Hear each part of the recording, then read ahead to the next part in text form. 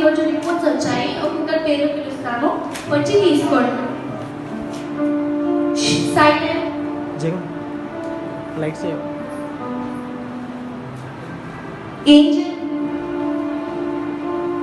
Angel కి good marks వచ్చాయి, అందరు క్లాప్స్ కొట్టారు.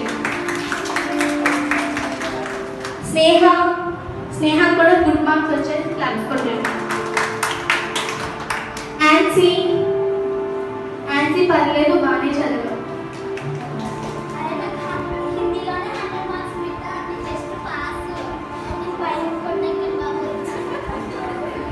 వైష్ణవి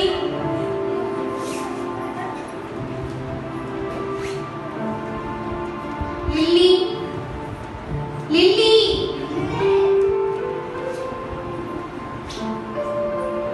ఏం ఆలోచిస్తున్నావు? వినిపించలేదా? అసలు ఏంటి మార్క్స్? 5 or 6 మార్క్స్ ఏనా? ఇంకేమి రావా? అసలు ఈ పేపర్ కరెక్షన్ చేయాలంటే చిరాకు వస్తుంది. తీసుకో, పేరెంట్స్ సిగ్నేచర్ చేపించుకుంటాండి అందరూ.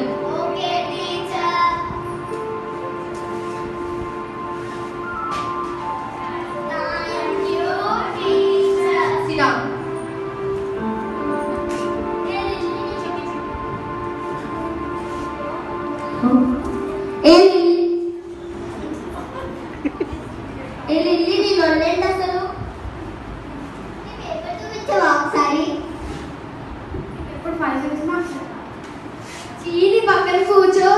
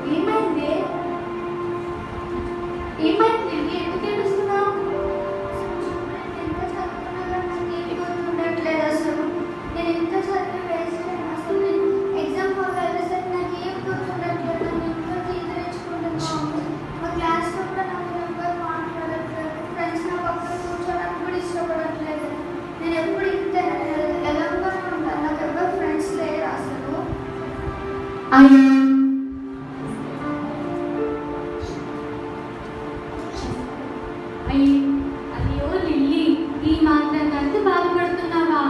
ఫ్రెండ్స్ లేరని ఎందుకు అనుకుంటున్నావు? నీకు ఒక ట్రూ ఫ్రెండ్ని పరిచయం చేయనా? ఆయన మన దుఃఖంలో, బాధలో తండ్రిగా, తల్లిగా, ఒక మంచి స్నేహితుడుగా ఎప్పుడు నీతోనే ఉంటాడు. అసలు ఆయన దగ్గర ఎన్ని గిఫ్ట్స్ ఉంటాయో తెలుసా? ఎన్ని టాలెంట్స్ ఉంటాయో తెలుసా? ఇంక చింతించకు.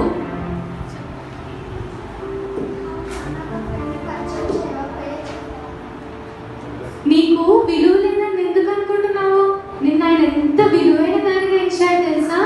ఆయన విలువైన రక్తంతో నిన్ను కొనుక్కున్నాడు.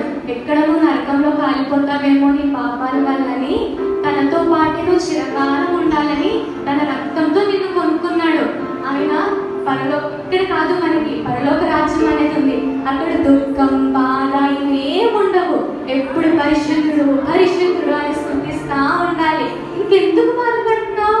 ఆ ఫ్రెండ్ని నీ లైఫ్ లోకి ఇన్వైట్ చేసుకో.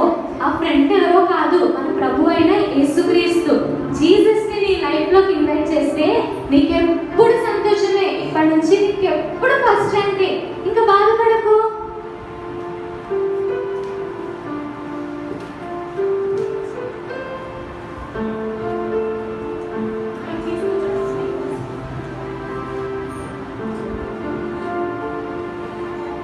చింతించకన్నా యేసు మాటలు మరిచావా? కన్నీరు నాట్యంగా మార్చును చూస్తావా? చింతించకన్నా యేసు మాటలు మరిచావా? కన్నీరు నాట్యంగా మార్చును చూస్తావా? కన్నీరేలమ్మా కరుణించు యేసు నిన్ను